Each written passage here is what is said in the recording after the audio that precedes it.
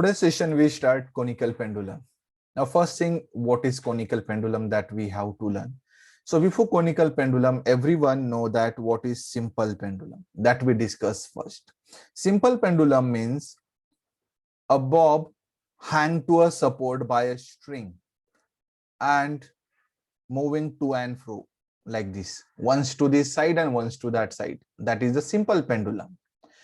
Now same bob is rotated in horizontal circle, then this is called as conical pendulum.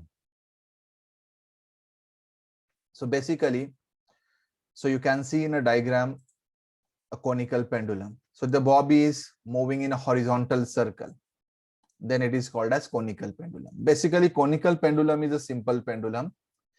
So for a bob, such a motion is given, it describes a horizontal circle. Now here we have to obtain expression for period and frequency of conical pendulum. Now basically we have to consider a bob of mass m hang to a support by a string whose length is L. Now we consider that bob. Now here this is a bob. Now we have to consider forces acting on bob. So forces, first force acting on bob is a weight mg, which is in the downward direction.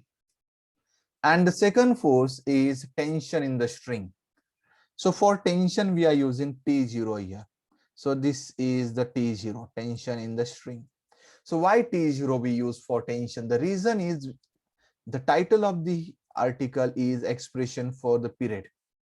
So for period, we are using capital T. So we cannot use T for tension. So I use T0 for tension. Now after that, so here downward force mg and along the length of the string tension. Now we have to resolve here tension into two components. So we can resolve tension into two components. This is the first component and this is second component. So this angle is theta. So this component is T cos theta. And this we can write T sin theta. So this is the second component of the tension. Now by using this diagram, we have to write equation 1 and equation 2, and that we have to process to get expression for period and frequency. You can see here component diagram. So this is a tension T0. It is resolved into T0 cos theta and T0 sin theta. And this is the radius. And this is the weight mg, you can see, which is acting in a downward direction. Now here we can say that T0, now here T0 is resolved into two components, and this component T0 cos theta is balanced by mg. So you can see here this component T0 cos theta and this is mg. They balance each other. So we get equation number 1, T0 cos theta is equal to mg. This is equation number 1. Now second here, this T0 sin theta. So you can see this component T0 sin theta. It provides centripetal force. You know that centripetal force is along radius and toward the center. If you see this diagram very carefully, this T0 sin theta is along radius and toward the center of that horizontal circular path of the bob. So here this T0 sin theta provides centripetal force. So we can write centripetal force is equal to T0 sin theta. So centripetal force is written by mv square by r, or we can use mr omega square. We can use any one formula or we can write both. So here we get equation number 2. Now after that, now here I can use this equation like this, T0 sin theta is equal to mr omega square. So this I can write as a equation 2. Now we have to process these equations. So dividing equation 2 by 1. So one side we consider here, this is equation 2, this is equation 1. So this side of equation 2 and this is side of equation 1. Now here T0 get cancelled. We get sin by cos and left hand side. Right hand side here m get cancelled. So we get sin by cos is tan. So tan theta is equal to r omega square by g we can write. Or we can continue with the sin by cos also. So if you want to write it sine by cos is tan, then you are welcome, you can write it also. Now here, by using this equation, we can find out omega square. So omega square is equal to, we transfer this g to this side. So it is, g is divided to this side. So this side, it is multiplied. And r is multiplied to omega square. To this side, it is divided. So we get omega square. Now we can write omega also by using that. So omega is equal to under root. You can see here. So I written here this g by r, then this is omega square. From figure, we can write sine theta is equal to r by l. So you know that this is the type of diagram. So this is theta. Sine of theta means opposite side, which is r, and opposite side divided by hypotenuse. Hypotenuse is the length of the string, so it is L. So this is bob is moving like this. So r by L. So we can write r is L sine theta. Hence I can write here r is equal to L sine theta. Instead of this r, we return here L sine theta. Then this sine theta and sine theta we can cancel. We get omega square is equal to g upon L cos theta. So omega, I can write it here under root g upon L cos theta. So by using that, we can write period very easily. So hence period of revolution of the bob is, period, basic formula of the period is t is equal to 2 pi by omega. Now this omega we have to substitute in this equation here. Then after substitution, we get the final expression for the period. Now t is equal to 2 pi divided by this omega we are written. Then after that, we can rearrange the term and we can write t is equal to 2 pi under root L cos theta by g. ये जो L cos theta है हमने ऊपर लिखा है, तो ये mathematically हमने सिर्फ रीअरेंज किए टर्म यहाँ पे, बाकी कुछ नहीं है. And this is the final expression for period of conical pendulum. तो यहाँ पे अगर आपने इससे पहले कभी आपने सिंपल पेंडुलम के पीरियड का फॉर्मूला देखा होगा, तो ये फॉर्मूला है t is equal to 2 pi under root L by G. और कोनिकल पेंडुलम के लिए क्या मिल रहा है, L cos theta by G. तो यहाँ पे बहुत बार in any MCQ the comparison में be asked about the conical pendulum and simple pendulum. तो conical pendulum and simple pendulum का जो पीरियड है उसका कंपैरिजन करेंगे. तो सिंपल पेंडुलम के पीरियड में L है for similar length for particular this angle. तो आप इतना याद रखिए, यहाँ पे maximum value of the period of the conical pendulum जो आएगा ये इतना आएगा, बिकॉज cos थीटा का मैक्सिमम वैल्यू 1 होता है. तो आपको ये मिल जाएगा सिंपल पेंडुलम का पीरियड. तो यहाँ पे हमें पीरियड ऑफ कोनिकल पेंडुलम मिल गया है. Similarly we can obtain the frequency also. So frequency आपको मालूम है, frequency is the reciprocal of the period. So n I use for frequency is equal to 1 upon period. So n is equal to 1 upon, we have written formula for the period.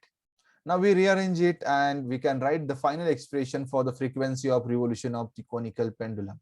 And we get 1 upon 2 pi under root g upon L cos theta. And this is expression for frequency of revolution of conical pendulum. Now after that, next article we have to learn, and it is vertical circular motion. Now up to this article we are learning everything related to UCM, but now this vertical circular motion is the article related to non-UCM, non-uniform circular motion. Non-uniform circular motion means what? The circular motion with variable speed. Here the speed is variable. Now the simple example you can see in a diagram here. So when this object is moving, then its speed changes. When this object is going up, speed decreases, coming down, speed increases.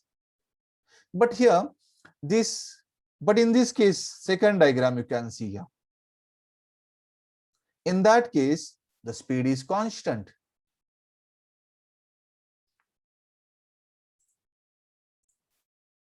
Speed is constant. It means that basically this vertical circular motion also we can classify into two categories. The first one is gravity controlled and second one is controlled. Okay, so that we discuss after some time. But here in this article vertical circular motion, we have to learn 4 points. Mass tied to a string. Means we have to tie an object to a string and we have to revolve in a vertical circle. Then in that case, when the object is going up, speed decreases. When it is coming down, speed increases. Second one is mass tied to a rod. The similar to the string, only string is replaced by rod here. Now third one, we have to discuss sphere of death. You already seen sphere of death. Now the fourth one, vehicle on top of convex overbridge. So all these four articles we have to learn in detail in the coming articles. Now you can see here, basically there are two types of the vertical circular motion. पहला है controlled vertical circular motion and दूसरा है gravity controlled.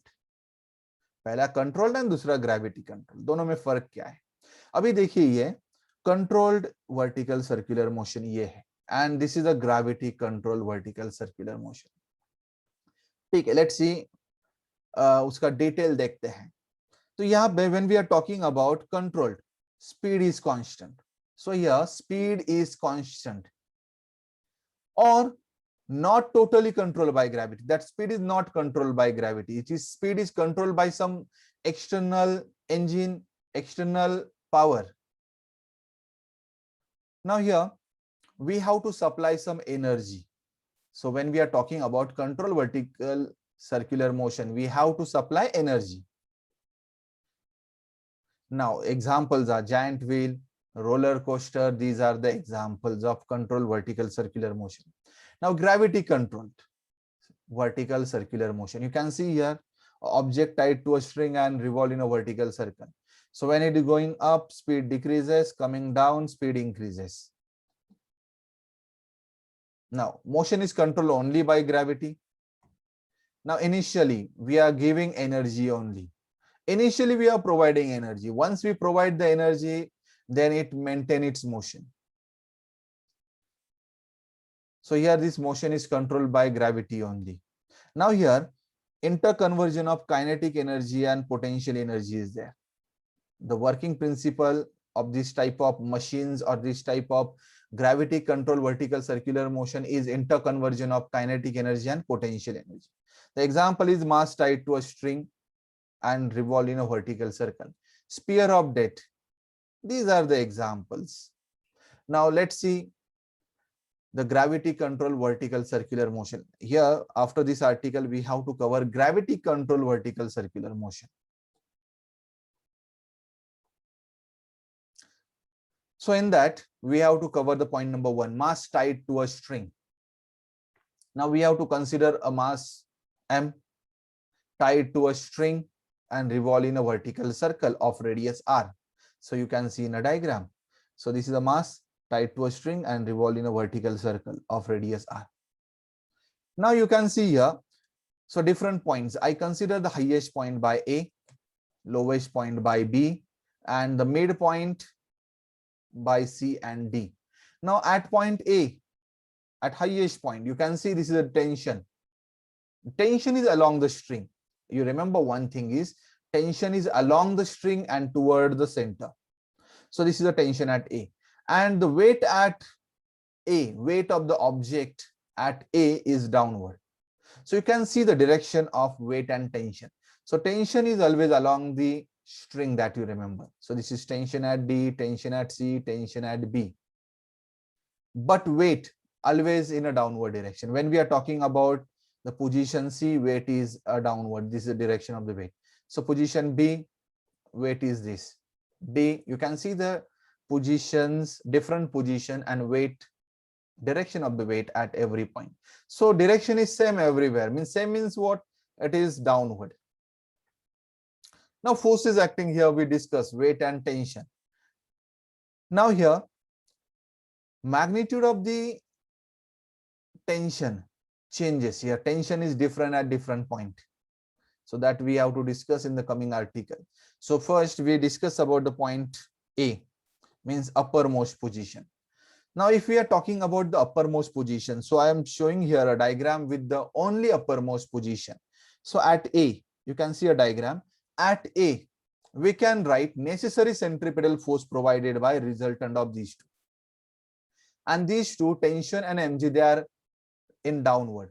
So tension at A plus mg gives us centripetal force. So we can write an equation here. So Ta plus mg gives us centripetal force. Now here centripetal force, we can use a formula mv square by r. So we get a formula. So tension at A plus mg is equal to centripetal force is mv square by r. Now I specifically use here Va. Why Va? Because speed at every point is different. So we have to specify the point. So speed at point A is Va. So we get this equation 1. Now after that, we have to process this equation and we have to obtain formula for speed at A. Now here at highest position, tension is minimum. So tension is minimum. Minimum means how much? Minimum means 0, not less than that. So tension we consider 0. Tension at A, 0. Now here we can substitute tension at A, 0. Then we get equation number 1. mg is equal to mva square by r. In that also we can cancel the common term. Get cancelled. R is shifted to this side. So we get here Rg is equal to Va square. So this is Va square. So we have to obtain an expression for Va and it is under root Rg. So speed at point A is under root Rg and this is minimum speed. This is the minimum speed at point A. Why minimum speed? Because we consider tension is minimum at point A, then this is the minimum speed. Minimum speed means this is the essential minimum speed at point A to complete the vertical circular motion. If speed is less than under root Rg at point A, then the object fall down. It does not, means it is unable to complete its vertical circular motion if speed is less than this. So on this article, question may be asked like this: if bucket containing a water, a whirled in a vertical circle, find out speed at topmost position such that the water does not spill out. अगर ये object की जगह अगर ऐसे bucket होती, उसमें पानी है, बकेट के अंदर पानी है, then at topmost position पे ऐसा minimum speed find out करो कि बकेट वाला पानी नीचे नहीं गिरना चाहिए. Listen, you know that if we revolve the bucket with larger speed, water does not spill out. But अगर इस bucket का speed कम होगा, धीरे से घुमाएंगे तो पानी तो नीचे गिरने वाला है. तो how much speed at highest point? तो इतना होना चाहिए under root Rg. If the speed is less than that, the water spill out. So that you remember. Such kind of question may be asked in the MCQ, may be asked in the problem also. So you have to remember this formula under root Rg. Now after that, next point we have to consider, and it is lowest position. Now again at lowest position we obtain expression for speed. So I shown a diagram with the lowest point only. The lowest point is B. Now at point B you can see a direction of mg and direction of the tension. So resultant of these two provide the centripetal force. Now you can see here they having a different direction. So resultant is tension minus mg. They provide the centripetal force. So I can write here. So tension at B minus mg is the centripetal force. So tension at B as it is, mg as it is, centripetal force I can write at point B. So it's a point B. So velocity I written Vb. So mvb square by r. So this is the formula for centripetal force. Centripetal force is equal to Tb minus mg. And now by using this, we have to obtain speed at point B. अगर यहाँ पे in the previous article we use tension minimum. So minimum value we substitute 0 and then we obtain the speed. The same logic we cannot use here. So you know that tension at lowest point is greater than the highest. But how much more, how much larger maximum? Basically, how much the tension string bear, that amount. We cannot decide the maximum limit of the tension here. So we are not using that logic to obtain speed at point B. So we can use here conservation of energy. So by conservation of energy, when the point mass is coming from topmost position A, so when it is coming A to B, So we can write decrease in the potential energy. So at point A, it has a potential energy, and the potential energy is mgh. So when it is coming down, so we can write that potential energy is changed into the kinetic energy. So we can write here decrease in the gravitational potential energy is equal to change in kinetic energy. अभी यहाँ पे B point पे potential energy कितना होगा, यहाँ पे potential energy है 0, तो डिक्रीज इन पोटेंशियल एनर्जी क्या आएगा, mgh माइनस 0, mgh ही आएगा. अभी काइनेटिक एनर्जी, तो kinetic energy eight A I can write 1/2 mva square, and B पे काइनेटिक एनर्जी मैं लिखूंगा 1/2 mvb स्क्वायर. तो चेंज इन काइनेटिक एनर्जी दोनों का डिफरेंस आएगा. तो आप देख सकते हैं यहाँ पे हमने लिखा है, ठीक है. सो यहाँ पे पोटेंशियल एनर्जी था mgh एंड यहाँ पे था 0, तो दोनों का डिफरेंस आएगा mgh minus 0. mgh minus 0 is mgh. But height कितना है इस पॉइंट का, हाइट हम लोवेस्ट पॉइंट से मेजर करते, तो ये r है और ये r प्लस r 2r. तो decrease in gravitational potential energy आएगा mg into height, height is 2r, and change in kinetic energy, तो यहाँ पे 1/2 mvb स्क्वायर एंड यहाँ पे आ जाएगा 1/2 mva स्क्वायर. तो दोनों का डिफरेंस आप यहाँ पे देख सकते हैं. उसके बाद so I can take here 1/2 m common, तो यहाँ पे कॉमन लिया तो हमें ब्रैकेट में मिल जाता है vb square minus va square. Now we can cancel the common term, mm get cancel. So after cancelling that next step is, जिस 2 हमने इस साइड शिफ्ट किया है तो 2 मल्टीप्लाई हो जाएगा, तो 4rg is equal to vb square minus va square. उसके बाद हमें स्पीड एट पॉइंट ए मालूम है कितना है, va is equal to under root rg, जो इससे पहले वाले आर्टिकल में निकाला था. तो ये हम सब्स्टिट्यूट करेंगे va की जगह, एंड va सब्स्टिट्यूट किया तो एक ही वेरिएबल यहाँ पे बच जाता है vb, तो vb मिल जाएगा. So let we substitute in the next step. आप देख सकते हैं यहाँ पे, तो सेम इक्वेशन है, vb के लिए लिखा है, and then I can substitute va. तो va मैंने सब्स्टिट्यूट कर दिया, अंडर रूट rg, उसका स्क्वायर करेंगे तो rg बच जाएगा. तो यहाँ पे हमें मिल जाता है 4rg प्लस rg आ जाएगा 5rg. So vb square is 5rg, तो vb निकालना है, तो अंडर रूट 5rg ये हो गया स्पीड एट पॉइंट बी. ठीक है, तो this is the minimum possible speed. अभी देखिए हमने टॉप मोस्ट va जो आया था वहां पे भी मैंने मिनिमम बोला था, यहाँ पे भी मिनिमम. ये क्या है, तो यहाँ पे भी एक चीज याद रखो, अगर ऑब्जेक्ट वर्टिकल सर्कुलर मोशन में जा रहा है तो यहाँ पे स्पीड होना चाहिए इस पॉइंट पे अंडर रूट 5rg. अगर नहीं हुआ, उससे कम हुआ तो क्या होगा, अगर उससे कम है तो पार्टिकल जो भी ऑब्जेक्ट है ऊपर तक जाएगा एंड यहां से नीचे गिर जाएगा. It depends on how much distance it cover, it depends on this speed. अगर ये अंडर रूट 5rg है तो ये कंप्लीट करेगा वर्टिकल सर्कुलर मोशन. अगर इससे कम है तो कहीं पे तो जाके नीचे गिरेगा, उससे ज्यादा है तो चल जाएगा, कुछ प्रॉब्लम नहीं है. But this is the minimum speed. So this is the minimum possible speed at lowest point to complete vertical circular motion. तो ये हो गया मिनिमम स्पीड. तो इसका मतलब हमने इससे पहले क्या देखा है, हाईएस्ट पॉइंट पे मिनिमम स्पीड क्या था, हाईएस्ट पॉइंट पे मिनिमम स्पीड हमें मिला अंडर रूट rg, और लोवेस्ट पॉइंट पे हमें मिला अंडर रूट 5rg. तो ये याद रखो, ये बहुत ही इंपॉर्टेंट है दोनों स्पीड. उसके बाद नेक्स्ट हम देखेंगे यहाँ पे difference in the tension at highest and lowest.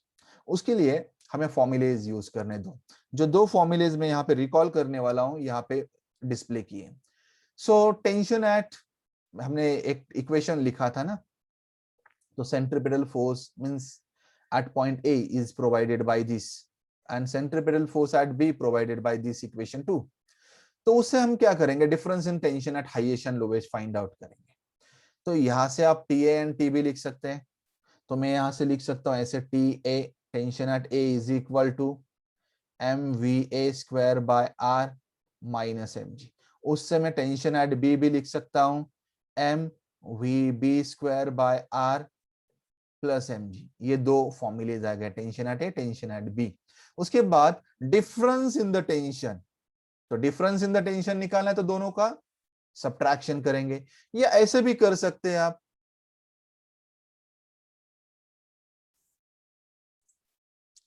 यहाँ पे हम दोनों इक्वेशन का सब्ट्रैक्शन भी ले सकते हैं। सो इक्वेशन 2/1 2 - 1, तो यहाँ पे देखते वही करते हैं, इक्वेशन 2 - 1, ये 2 है ये 1 है, दोनों का सब्ट्रैक्शन लेते हैं। तो एक एक साइड हम लेंगे यहाँ पे, तो एक साइड हमने लिखा ये 2 और ये -1।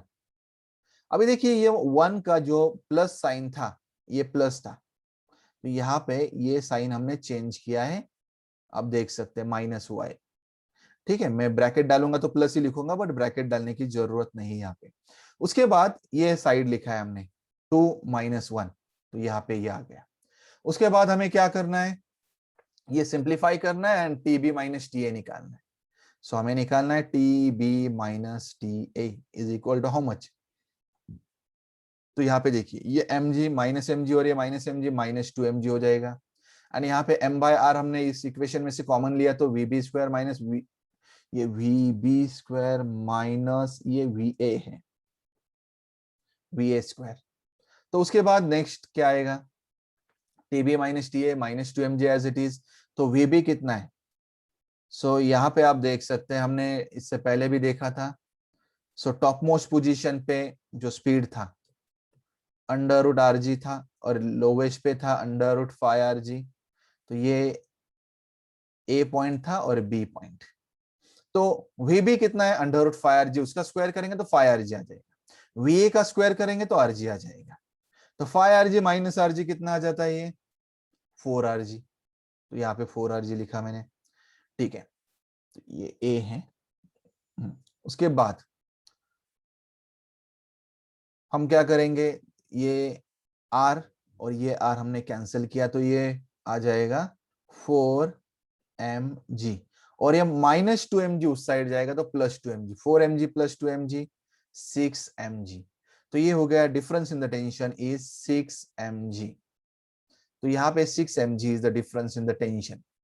बोर्ड एग्जाम में इससे पहले क्वेश्चन पूछा जा चुका है, obtain expression for difference in the tension at highest and lowest. तो ये आप लिख सकते हैं उसके लिए। उसके बाद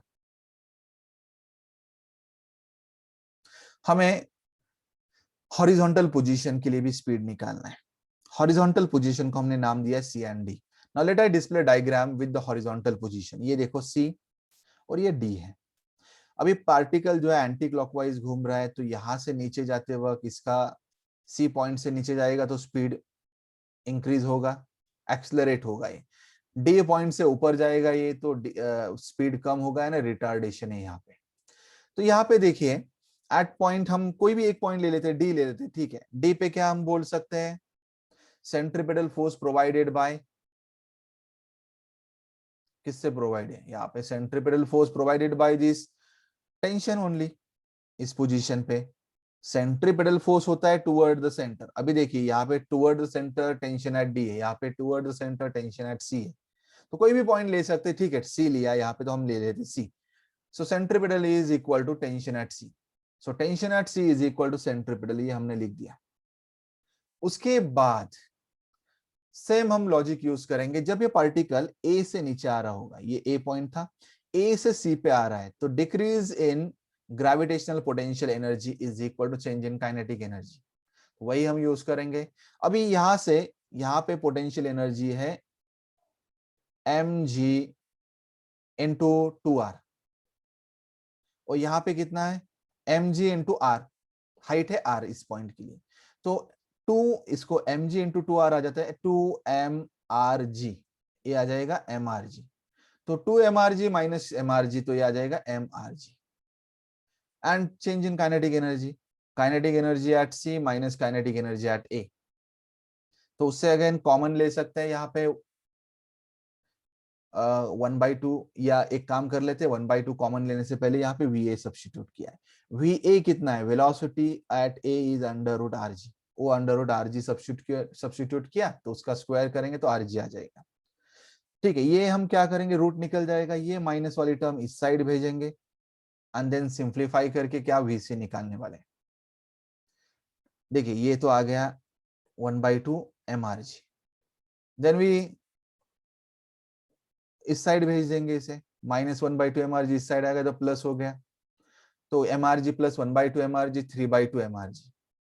तो यहाँ पे ये m m कैंसल, ये 2 कैंसल, तो हमें बन जाता है 3rg is equal to vc square. तो vc आ जाएगा under root 3rg। So this is the speed at mid point. अगर आपको स्पीड मिल गया तो आप क्या कर सकते हैं, यहाँ पे टेंशन भी फाइंड आउट कर सकते हैं। टेंशन एट हाईएस्ट हमने निकाला था 0, मिनिमम टेंशन हमने 0 कंसीडर किया था। लोवेस्ट और हाईएस्ट का डिफरेंस उसके बाद 6 mg मिला था, तो लोवेस्ट पे टेंशन हो गया, मिनिमम टेंशन 6 mg। तो मिड पॉइंट पे भी निकालते हैं बाय इक्वेशन 4। सो हमने टेंशन लिखा था, tension at this point C is equal to mvc square by r।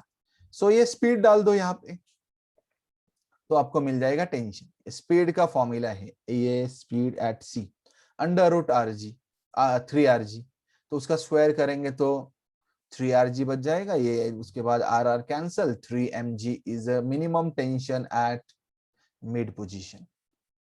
तो ये भी मिनिमम स्पीड है एट मिड पोजीशन। ये पॉइंट सी और पॉइंट डी भी लिख सकते हैं, यहाँ पे ऐसे ही लिख सकते हैं पॉइंट डी के लिए, क्योंकि दोनों सेम लेवल पे है।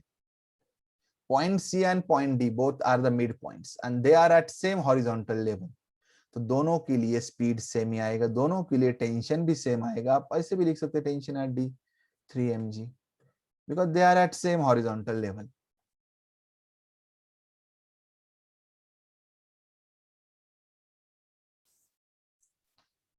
Now we have to see arbitrary position। हमने क्या किया था इससे पहले, हाईएस्ट पोजीशन देखा, लोवेस्ट देखा, मिड पॉइंट देखा। तो अगर यहाँ पे आप देखेंगे direction of tension and weight, तो एक तो अलोंग सेम लाइन है, या एक तो क्या है, दोनों एक दूसरे को परपेंडिकुलर है, टेंशन एंड mg। एक तो अलोंग सेम लाइन होंगे, यहाँ पे देखिए हाईएस्ट एंड लोवेस्ट पे दोनों सेम लाइन पे, एंड मिड पॉइंट पे क्या है, वो दोनों परपेंडिकुलर है। तो उसे हम वही position consider. Arbitrary position means क्या है, ऐसे पोजीशन की जहां पे वो सेम लाइन भी नहीं होने चाहिए एंड परपेंडिकुलर भी नहीं होने चाहिए। अदर देन दिस 4 पोजीशन जो भी बच जाते हैं उसे हम बोलेंगे आर्बिट्री पोजीशंस। ठीक है, आर्बिट्री पोजीशन पे हम देखेंगे, तो ये पोजीशन में कंसीडर करता हूं। ठीक है, यहाँ पे आप देख लीजिए, ये पॉइंट है, ये पॉइंट पे वेट क्या है, डाउनवर्ड डायरेक्शन में। अभी हमने वेट को रिजोल्व किया mg cos theta and mg sin theta. तो यहाँ पे आप देख सकते हैं ये जो mg sin थीटा है, इसकी वजह से जो पार्टिकल का स्पीड कम हो रहा है, ऊपर जब जा रहा है तो mg sin थीटा उसे अपोज कर रहा है, तो स्पीड कम हो रहा है। बट ये पोजीशन आप देखेंगे, ये देखिए यहाँ पे mg sin theta downward direction में, इस डायरेक्शन में mg sin थीटा है। तो इस साइड जब जाए पार्टिकल नीचे आ रहा है, तो mg sin थीटा की वजह से उसका स्पीड इंक्रीज हो रहा है। Means mg sin theta is used to increase और डिक्रीज द स्पीड। ठीक है, यहाँ पे आप देख सकते हैं mg sin थीटा डिक्रीज और इंक्रीज द स्पीड। तो ये हो गया आर्बिट्री पोजीशंस के लिए। अगर हमें लिखना है टेंशन एट आर्बिट्री पोजीशन, ठीक है, हम टेंशन का भी फॉर्मूला लिख देते हैं यहाँ पे। अभी देखिए ये टेंशन क्या है, इसे मैं टी लिख देता हूँ, कुछ T2 लिखने की जरूरत नहीं, टी है, एंड ये mg cos थीटा है। T and mg cos theta हमें क्या करेंगे, resultant of this two gives a centripetal force. तो मैं लिखूंगा T minus mg cos theta is equal to centripetal force for arbitrary position. तो इससे मैं T इज इक्वल टू लिख दूंगा M V square by R, ये mg cos थीटा उस साइड जाएगा तो mg plus mg cos theta होगा। So this is the formula for tension at any position, any arbitrary position. अभी मैं क्या करता हूं, यहाँ पे मैं कंसीडर करूंगा पार्टिकल यहां से हाईएस्ट पे गया, तो ये एंगल जो कवर किया, एंगल हमने काउंट किया, ये एंगल यहाँ पे देखिए ये थीटा था। अगर ये हाईएस्ट पे जाएगा तो एंगल 180 होगा, अगर मैं cos 180 होऊंगा तो माइनस mg आ जाएगा, तो यहाँ पे माइनस साइन आ जाएगा, टेंशन एट हाईएस्ट पॉइंट लिखना है तो वही फॉर्मुलेज मिल जाएंगे अगर हम highest point, lowest point and mid point के लिए लिखेंगे तो। इसके बाद मास टाइड टू अ रॉड। अभी देखिए हमने मास टाइड टू अ स्ट्रिंग देखा था, string is replace by rod करेंगे तो क्या होगा, अभी देखते हैं। स्ट्रिंग की जगह रॉड है यहाँ पे, तो यहाँ पे देखिए हाईएस्ट पॉइंट पे अगर हमने क्या किया है, string is replace by rod, तो क्या होगा, तो देखते हैं। हाईएस्ट पॉइंट पे देखेंगे या अपर मोस्ट पॉइंट के लिए। अभी अपर मोस्ट पॉइंट के लिए टेंशन जीरो भी possible, tension is zero, minimum tension, जैसे हमने प्रीवियस में भी देखा था, at upper most point tension is minimum, हमने जीरो लेके हमने सब कुछ सॉल्व किया था। यहाँ पे टेंशन एट हाईएस्ट पॉइंट हमने मिनिमम लिया यानी जीरो लिया। बट प्रैक्टिकली यहाँ पे वेलोसिटी भी जीरो है, पॉसिबल है हाईएस्ट पॉइंट पे। देखिए अगर एक स्ट्रिंग रहेगा तो हाईएस्ट पॉइंट पे वेलोसिटी जीरो होंगी तो वो नीचे गिर जाएगा, बट रॉड रहेगा तो यहाँ पे जाके रॉड रोकेंगे तो भी ऑब्जेक्ट यहीं पे रहेगा, यानी eight highest point, upper most point, practically speed भी जीरो पॉसिबल है इन केस ऑफ रॉड। ठीक है, तो मैंने स्पीड लिख दिया zero eight highest point, upper most point. उसके बाद टेंशन हो गया, स्पीड हो गया। अभी देखिए लोवेस्ट पॉइंट भी कंसीडर करते हैं। अभी लोवेस्ट पॉइंट के लिए जैसे हमने प्रीवियस में जो लॉजिक यूज किया था वही लॉजिक यहाँ पे यूज करने वाले। So decrease in potential energy is equal to change in kinetic energy. ये किसके लिए हमें लिखने वाले, बी पॉइंट के लिए यानी लोवेस्ट पॉइंट के लिए। अभी डिक्रीज इन पोटेंशियल एनर्जी, अभी आप देख सकते हैं यहाँ पे, एक मिनट, अभी आप यहाँ पे देख सकते हैं डिक्रीज इन पोटेंशियल एनर्जी कैसे लिखेंगे। तो यहाँ पे देखिए ये रॉड है, यहां से नीचे आ रहा है ए पॉइंट से बी पॉइंट पे, तो change decrease in potential energy कितना होगा, यहाँ पे तो होगा M G into two R, two M G R और एम आर जी, यहाँ पे जीरो, तो डिक्रीज इन पोटेंशियल एनर्जी आ जाएगा टू एम आर जी या जी आर कैसे भी लिख सकते हैं, is equal to change in kinetic energy. तो ये आ जाएगा kinetic energy at B 1/2 M V B square minus kinetic energy at A, practically speed at A is zero, it is possible, तो यहाँ पे जीरो आ जाएगा काइनेटिक एनर्जी। तो यहाँ पे कॉमन टर्म कैंसिल करके हम क्या कर सकते हैं, यहाँ पे देखिए ये तो फॉर्मूला मिल गया, उसके बाद एम एम कैंसिल, ये टू इस साइड आ जाएगा तो वी भी मिल जाएगा √4rg। तो इस तरह से हम स्पीड निकाल सकते हैं। अब देख सकते हैं ये आ गया decrease in the gravitational potential energy and ये काइनेटिक एनर्जी हो गया चेंज इन, उसमें वी ए जीरो है तो हमें ये फॉर्मूला मिल जाता है। उसके बाद M M get cancel, cancel होने के बाद नेक्स्ट वाला स्टेप आपको मिल जाएगा 2rg is equal to this 1/2 VB square, 2 भी इस साइड भेजेंगे तो 4rg बन जाएगा, तो वीबी स्क्वायर का फॉर्मूला मिल गया, तो वीबी आ जाएगा √4rg, ये हो गया वीबी। आई थिंक आपको समझ में आया होगा कि ये हमने स्पीड एट लोवेस्ट पॉइंट कैसे निकाला है। स्ट्रिंग के केस में कितना था, √5rg था, बट यहाँ पे तो हमें √4rg मिल रहा है इन केस ऑफ रॉड। वैसे ही देखते हैं मिड पॉइंट के लिए क्या मिलता है, सेम मिड पॉइंट के लिए again decrease in gravitational potential energy is equal to change in kinetic energy. तो यहाँ पे decrease in gravitational potential energy आएगा mrg, क्योंकि आप देख सकते हैं यहाँ पे तो है 2mrg और यहाँ पे है mrg ग्रेविटेशनल पोटेंशियल एनर्जी, दोनों का डिफरेंस आ जाएगा mrg, ये होगा decrease in potential energy. Kinetic energy, kinetic energy at C means ये पॉइंट पे minus kinetic energy at A point, तो ये आ गया। तो इसे सिंप्लीफाई करना है, हमें वी ए मालूम है कितना है, जीरो है, तो ये तो जीरो ही हो जाएगा। तो हमें जो इक्वेशन मिल रहा है उसमें से एम एम गेट कैंसल, तो हमें मिल जाएगा V C square 2rg and V C मिल जाएगा √2rg। तो ये हो गया speed at mid point in case of rod.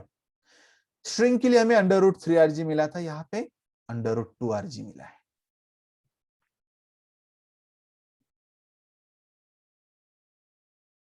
Also for point D, वो भी सेम हॉरिजॉन्टल लेवल पे, तो वही आएगा। उसके बाद हमें नेक्स्ट आर्टिकल है स्पीयर ऑफ डेथ। आपने स्पीयर ऑफ डेथ सर्कस में देखा होगा, डायग्राम आप देख सकते हैं, ये जो पिक्चर है अंदर मोटरसाइकिलिस्ट मोटरसाइकिल घुमाते हैं स्पीयर ऑफ डेथ के अंदर, जो वॉल ऑफ डेथ जैसा ही है। तो यहाँ पे जो है इसका जो भी मैथमेटिक्स है it is similar to this vertical circular motion, तो वही है। सो इसका जो डायनामिक्स हम बोल सकते हैं it is same as mass tied to a string. जो यहाँ पे टेंशन होता है स्ट्रिंग के केस में, तो यहाँ पे टेंशन की जगह आएगा नॉर्मल रिएक्शन, ओनली इतना ही डिफरेंस है, बाकी सब डायनामिक्स सब सेम है।